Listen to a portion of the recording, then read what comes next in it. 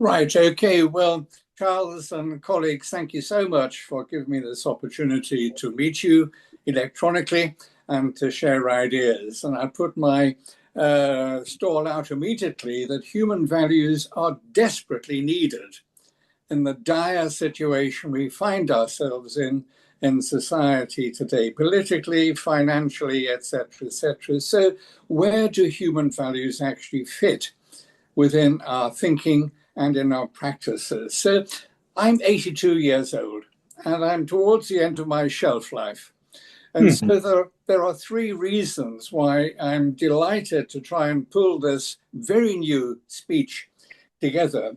The first is I've had the privilege of these senior leadership roles in which I've had countless discussions with children, particularly young people, and medical students and nursing students. And I have a sense of dismay working with them, how few of them have any sense of their heroes, their role models, the principles that I would expect them to have as they move into their profession. So I'm taking this opportunity at the age of 82 to ruminate, to reflect back on my life and what lessons I can pull out that could possibly be relevant to young people and your group today.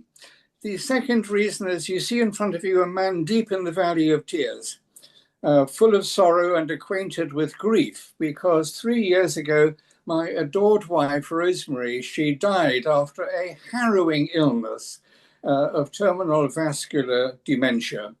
And during that time, I saw the extremes of compassion in the care systems and particularly in the NHS. And I'm outraged by what we had to go through. And I'll say more about that in just a jiff. And then the third and last reason is I have 6 young adult grandchildren. They're all doing incredibly well in their lives. And so I've pulled this narrative together to be of benefit to them. What did Grandpa actually do in his life? So my first slide, if you go up to that, please, Charles, just sets out my title, Purpose in Life, Values and Principles. What do they mean for us? And there's my title. And by the way, please call me Al, as Paul Simon says in his wonderful song. And you will see on the slide, if and when it comes up, there's a new logo at the top of my slide, an R logo, which I will explain what it means as I go through my talk. So my first important slide, if we can get it up, Charles, here we go. Yes, here we go. My first is setting the scene. 3 years ago, after my wife died, we had a funeral in our beautiful little Norman local church. And in the quarter, in the graveyard outside, I came across a headstone with two lines in it, which I got at the top. Life is not measured by the years that you live, but by the deeds that you do and the joy that you give. This struck me as such a profound statement. It moved me to find its source, which I did. It's a poem by an American author, Helen Steiner Rice. And here's the full quotation I'll read to you. Life is not measured by the years that you live, but by the deeds that you do and the joy that you give. And each day as it comes brings a chance to each one to love to the fullest, leaving nothing undone that would brighten the life or lighten the load of some weary traveler lost on life's road. So what does it matter how long we may live, if as long as we live, we unselfishly give? So what does this mean for you? How will your life be measured? How would you want it to be measured? And then my second slide, setting the scene, and my next slide is going back 40 years when I was interviewed for my first professorship in the University of Newcastle upon Tyne. After a long and grueling day in front of the panel, the professor of divinity lobbed at me this question: what do you want written on your epitaph? Wow, that's a killer. And by the way, I've used it many times subsequently in my panels when I've been interviewing colleagues. It's a really good question to sort the sheep from the goats. And so my response was, a man who sought excellence. And I'll explain where that comes from in just a minute. So my next question to you, and I hope you're jotting these down, by the way, to reflect on afterwards, what do you want to have written on your epitaph, I wonder? So my next slide, please. Making that real. And one of the privileges I have by being a knight of the realm is to have my coat of arms. And here it is on the side here. Excuse me.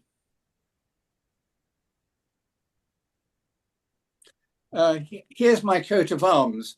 It's in three parts, the shield, the badge, and the pennant. And as part of the achievement, I have to have a motto. So here is my motto, Excellentiam Pete Perfice, which means seek and achieve excellence. So having challenged you on what you would want to have on your epitaph, what would you want to have on your coat of arms as a motto? And then how can you possibly live it? Well, one of the things that I do with this coat of arms, you see at the bottom there is the badge, which is a stag's head with the rose in the center for my wife, Rosemary. And each of my 6 grandchildren at the age of 18 has been given a signet ring with this badge embedded in it to remind them to seek and achieve excellence. And I'm pleased to say that the grandchildren really are living up to this already. So there's a few points in preface, a few points for you to reflect on how you want to be seen and how you want to be remembered. Next slide, please. So the immediate biological purpose in our lives, of course, is to pass on our genes to successful next generations. And here are 3 images, starting with the egg about to be fertilized by the sperm. Then we have the photograph of this adorable newly born infant manipulating her carers by this wonderful eye-to-eye contact, which is the key neurological trigger for attachment in the baby. And then there are the children and young persons. So I'd like to flag in your thinking, in your group, a life course construct to look at what values actually mean in terms of preconception, then in fetal life, the newborn period, and then childhood into adulthood. And there are all sorts of issues we can consider that relate to the crucial importance of values. We now know that lifestyle affects the quality of sperm, the epigenetic expression of genes in the egg, and then the first 1,000 days after birth are critically important to shape the emotional resilience of the baby. And then a key practical question in blue here is, why are young people not having babies today? You may not be cited on this, but for 20 years or more, Japan has been in a perilous state with the collapse of the birth rate and the ever-increasing age of its population. It's happening here too, but it has been masked somewhat by the high fertility rates of our immigrant mothers and families. So here's my next challenge for you. In your thinking, look at a life course construct and ask what values mean for preconception, for conception, for the first 1,000 days, and then the child and young person. I want to highlight next the crucial importance of the communities that we live in. And communities have such a powerful impact on how the child is nurtured, how it grows up, the values it sees in its community. And now, of course, we have such a desperate variation, a disparate set of values. Here's my background. I was born in a mining town, Bedlington, in Northumberland. The wonderful book by Jeremy Paxman describes the lives of colliers and their communities. At that time, 80 years ago, there was cohesion, full employment. The church was very important in the community. There was a culture characterized by expectations. Certainly in my extended family, you do the best with whatever you have been given. And then you see the row in which my mother was born, incongruously called Shiny Row. She was born in a 2-up, 2-down miner's cottage with the privy, the lavatory across the road outside. And there's the pit ahead at the end of the road.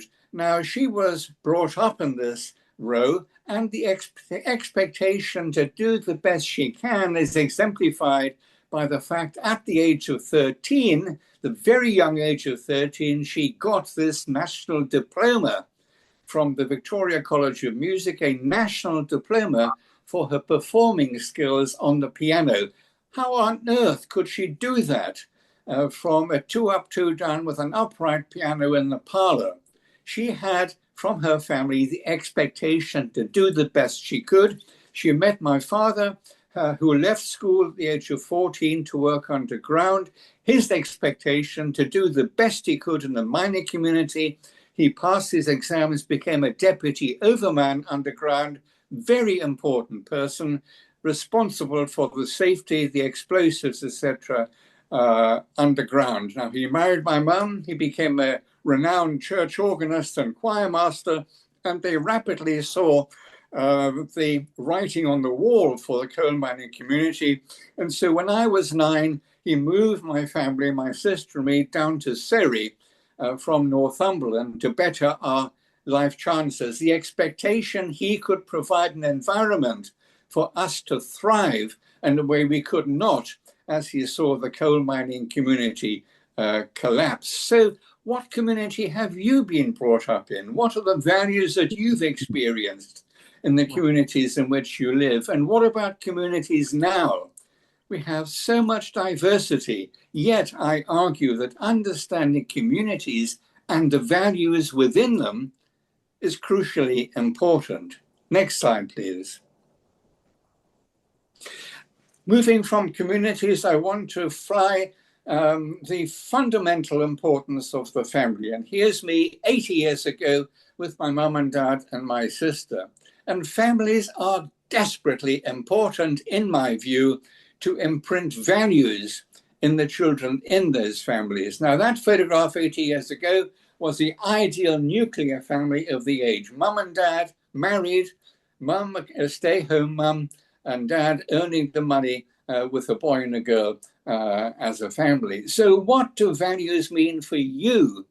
And promoting values in this astonishing array we now have of different forms of family. Now, as Children's Commissioner, I was under serious pressure to declare my support for marriage and the nuclear family. I declined to do so because I identified that what actually mattered to children and families is the need for attachment and, above all, love.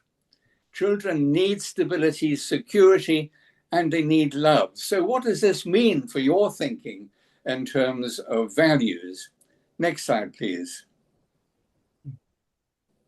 The next slide in my odyssey was a tragedy that happened just 7 years later. Here's the last photograph of my family before my dad died unexpectedly when I was 9 years old. Here's the last family photograph we had. And this is important to signal another area that you may not be cited on, which is the importance of ABCs, adults bereaved as children, within which there is a bigger discussion about grief and loss. What do grief and loss mean in our society today? And how do the values we have imprint how these people are supported? So I'm an ABC, and I'll explain what this is about in just a minute. How many of you were adults bereaved as children? One of the consequences of being an ABC is there's a disproportionate number who've been very successful in their lives. And so being an ABC may actually be a spur to success. Next slide, please. The purpose for me, by being bereaved at the age of 10, I was determined to be a doctor. Why? In my childlike view, I wanted to be a doctor to stop other boys and girls, mummies and daddies dying. It sounds childish, it sounds childlike, but that was my view. When I was 10 years old, I got to grammar school. My dad didn't know I had got to grammar school. Teachers said I could do it. There was unquestioning support from my mother, who was widowed at 40, left in poverty because they hadn't taken out an insurance policy for their mortgage. She was on all state benefits. I was on free school meals, but she supported me unquestionably. And I got to Guy's Hospital in 1961, which at that time was a very elite institution. And looking back on it now, I know the impact of childhood bereavement was very serious on me as a young medical student, because I found myself catastrophizing. Having had one unexpected disaster, I was always waiting for the next one to happen. And that has been my situation throughout my life, even now at the age of 82. And I'm hyper-vigilant in my psychology. And guys, I was lonely. I was the only medical student from a grammar school, from a family with bereavement. My peers were elite sons and daughters of doctors. I had no relationship with them. I didn't play rugby, etc., etc. And because of my catastrophizing, I had real difficulties making relationships. So that's me. The impact at the age of 18, 19, 20, and all of these features I now know from the literature on ABCs to be characteristics of ABCs. So in your thinking of values, are you cited on ABCs? And in fact, how many of you were? So my next slide tells me what happened and how that was transformed. I had a life-transforming relationship on a Saturday evening in January 1965, when I went to the social event of the week, the student Hoppet guys, and I saw this utterly beautiful young woman across a heaving dance floor.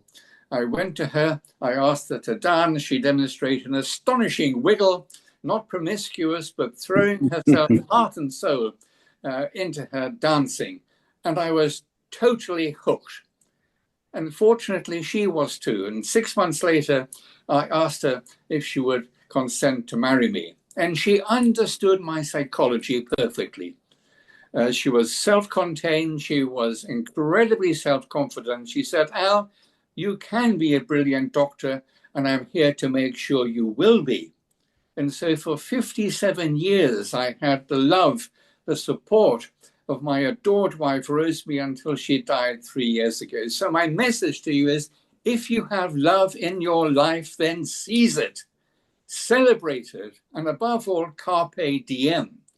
So I'm signaling the crucial importance of relationships in our lives. What does this mean for values? How do we teach young people today, with all the pressures on them, the crucial importance of fidelity in relationships, even chastity, etc.? These are difficult subjects, so are you cited on it, I ask.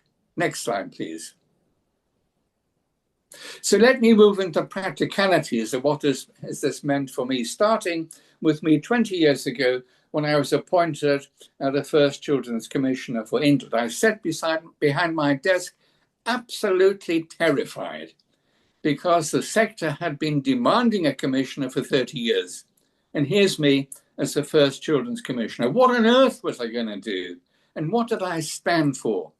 Well, by extraordinary coincidence, I was invited to give the annual Quorum lecture in the Quorum Institution in Bloomsbury. And I delved into the history of Thomas Quorum. If you don't know about Thomas Quorum, tonight on your laptop, dial up Thomas Quorum and read about him. He's my hero, because in 1739, he came back from the New World, where he saw how crucially important every new life was. He came back to Bloomsbury and saw dead and dying babies thrown away, abandoned on the dung heaps. He was appalled, and he showed courage, compassion, and commitment. And I've described this in my book here, The British Betrayal of Child. He had courage. He stood up against the establishment of the day, for the unwanted babies. He had compassion for them, and he had commitment. It took him 17.5 years to get a commission to build the first ever foundling hospital in Bloomsbury. So who are your heroes? And are your heroes relevant today, I ask? So how did I imprint these three attributes, three values, courage, compassion, and commitment, and what I did as Children's Commissioner? Next slide, please.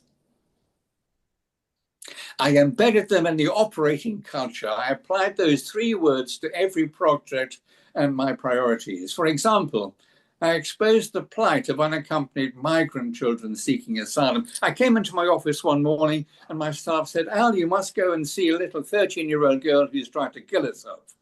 She's in a local hospital. I went into this hospital. I saw this little girl cowering in her bed with her mum beside her. And on the bed space across from her were two black uniformed guards. I was appalled. Who are these people in a place of healing wearing these uniforms? It turned out they were immigration officials. And this girl, Meltem, and her mother had come from Turkish Kurdistan some 10 years ago.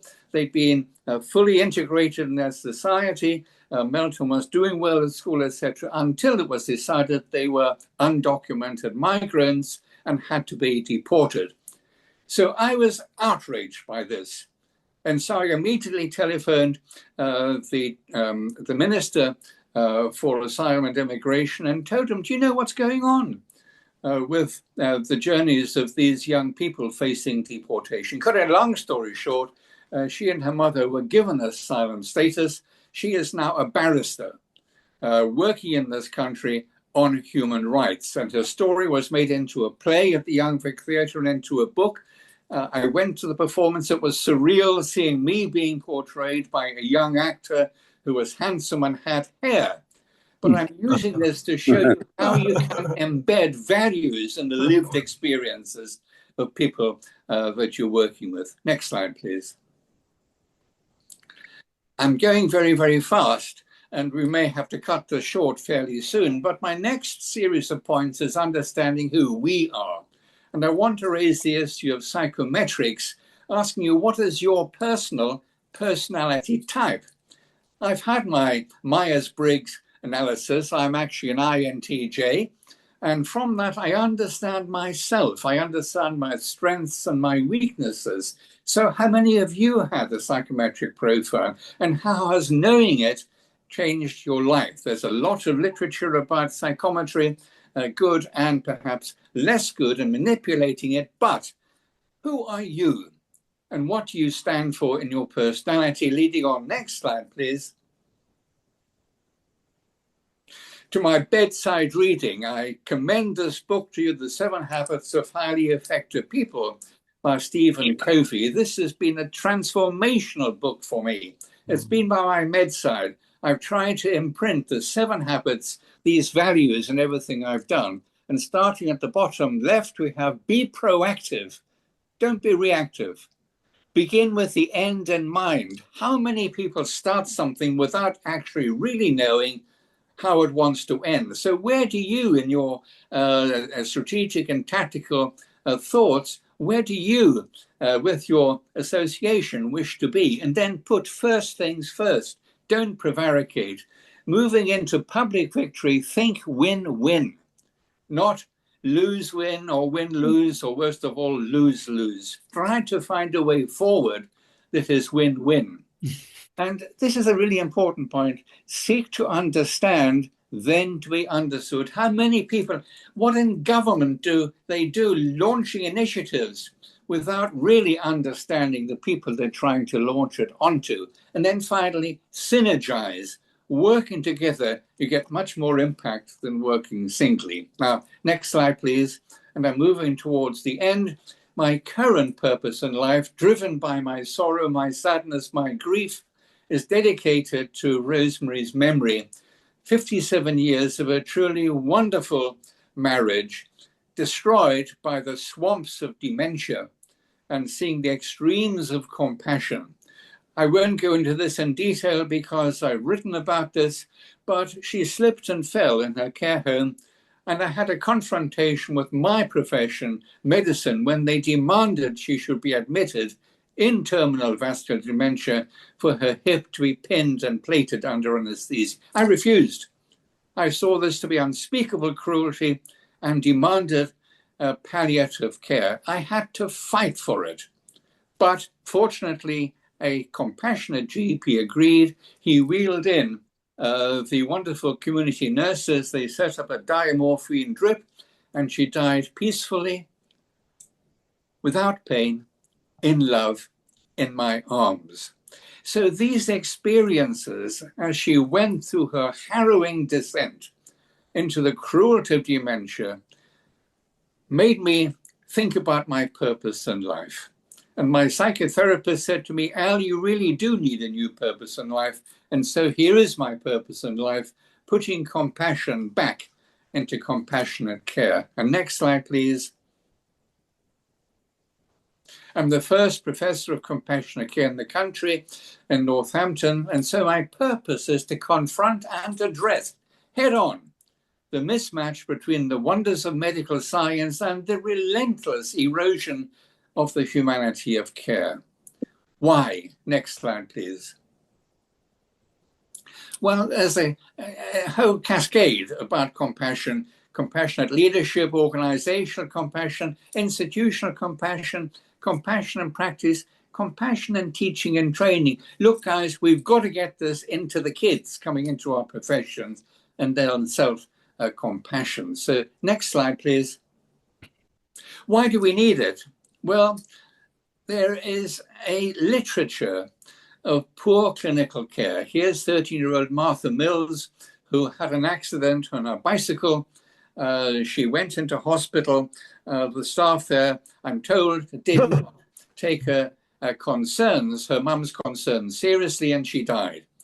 And so her mother and her family have demanded Martha's rule, whereby carers are entitled to call for a second opinion if they're concerned about the deterioration of their loved ones. And there are countless examples of why this is needed, but they all reflect serious cultures in our services. And symptomatic of this, 3 weeks ago, the new NHS 10-year plan fails to mention compassion and the humanity of care anywhere within it.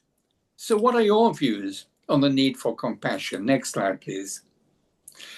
And we have to think of 5 words: empathy, compassion, sympathy, love, and kindness, that I call the humanity of care. Empathy, putting yourself in the shoes of others.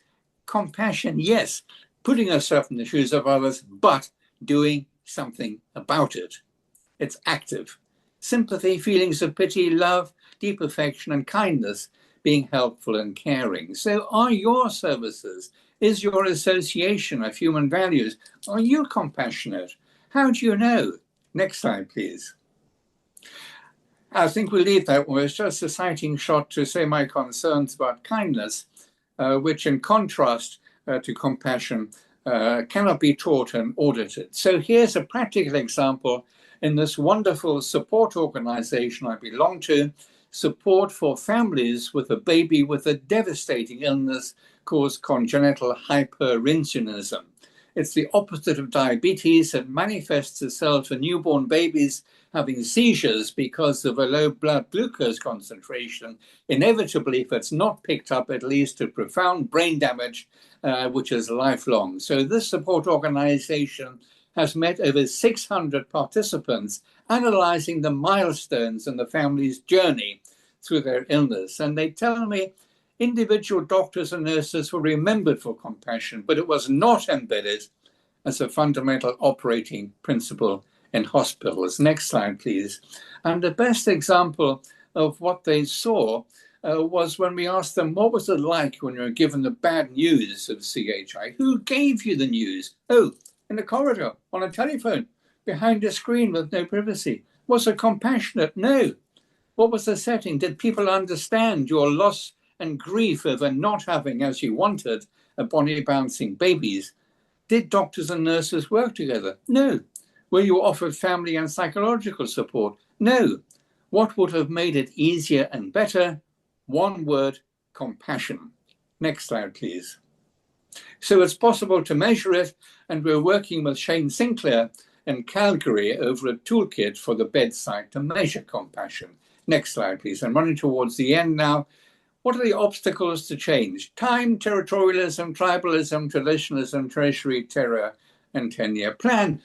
Time, oh, Al, we haven't got time. Well, my answer is a single scientific word, and that scientific word is bollocks. If you haven't got it, you make time. And then we have territorialism between doctors, nurses, social care, etc. Tribalism, oh, I'm a psychologist, you're a psychiatrist. Traditionalism, we've always done it this way. Treasury, we haven't got money. Terror, what if we got it wrong? And it's not my job, Al. And then the 10-year plan, as I say, makes no progress in mentioning it. Next slide, please. So finally, there really is hope for your children. A wonderful experience I had recently was going back, invited to Great Ormond Street to see the service I set up 30 years ago. And here's a Zoom call with Jessica and Katie, and there's Jessica's mum on the left, and then beside me is Claire Gilbert, one of my nursing sisters. And Jessica's a medical student, and Katie's a business undergraduate, and we managed them as critically ill babies with crashing hypoglycemia, devastating illness to manage by Claire and her team. And Jessica said, thank you, Al, you saved my brain. And Katie said, thank you, Al, you saved my life. And Jessica's mum said, what we remembered from you and your staff was the compassion you showed to us as we struggled with this diagnosis. So when I'm talking to medical students now, I say, what greater reward can there be than touching the lives of others? So how do you, with your values program, touch the lives of others? And then how do you know you do any good? Next slide, please. This is what happens when compassion is lost. Here's me in Budapest by the banks of the Danube, and here's the memorial to the shoes. And these are the shoes made of steel and cast into the parapet of the Danube. And they remember the Hungarian Nazis in 1944, who herded people to the banks of the Danube. They tied them together in threes. They shot one of them, dragging the other two into the river to drown. That is what happens when society loses compassion. I'm not saying we're there yet in this country, but it really is a slippery slope. Next slide. And I end with my next slide showing real compassion. I work with the wonderful Dorothy House Hospice that has a simply wonderful ethos with compassion seriously embedded in every aspect of its care. And I leave you with my next slide. A final thought, and I'm wearing my T-shirt. You possibly can't see it, but I got a T-shirt here with the quotation from Horace, Carpe diem, but quam minimum credula postere. What does that mean? Seize the day, trusting as little as possible in the future. So is that a motto for your human values organization? As a motto for each and every one of you? It is for me. I show on the left-hand bottom here this wonderful image from the Israeli street artist Yuvi. It's hanging in my library. I look at it every day, and it makes me remember I have to seize the day. Last slide, please. So I've laid out my personal reflections, and ultimately, the final slide is the next one. Where to now? Do you agree with what I'm saying? What does it mean for the conference I'm at today? What does it mean for human values? What are suggestions to get change, and what will you do tomorrow? Well, here on the top right is my logo. It's the letter R with a twig of rosemary. That's the logo of the new organization I'm setting up, the Rosemary Initiative, leading to the Rosemary Foundation, set up to overcome my grief, to do something positive, to celebrate compassion. I've endowed a new library in Corham in London for this purpose. I've just given the first award to a team in the dental department and Alderhay Hospital in Liverpool, who showed astonishing compassion for children, non-verbal children with autism needing serious dental treatment. That's an example of what can be done when we really take compassion seriously. So what will you do tomorrow in the light of this discussion? And thank you for listening.